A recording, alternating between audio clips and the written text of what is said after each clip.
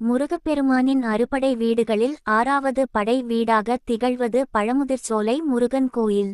முருகன் சிறுவனாய் வந்து ஔவையாரை சோதித்தது இங்குதான் என்று நம்பப்படுகிறது. விசுணு கோயிலான அரகர் கோவில் இதற்கு அண்மையில் அமைந்துள்ளது. அருணகிரிநாதர் இத்திருத்தலம் மீது திருப்புகழ் பாடியுள்ளார்.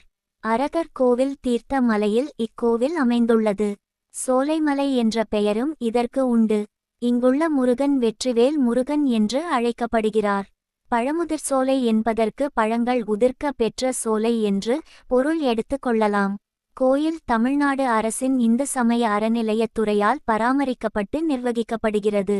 இலக்கிய குறிப்புகள்: திருமுருகாற்றுப்படையில் வரும் பழமுதிர்சோலை என்பதற்கு பழம் முற்றிய சோலை என்று நச்சினார்க்கினியர் உரை எழுதியிருக்கிறார். கந்தபுராண துதிப்பாடலில் வள்ளியை திருமணம் செய்ய விநாயகரை யானையாக வந்து உதவும்படி முருகன் அழைத்த தலம்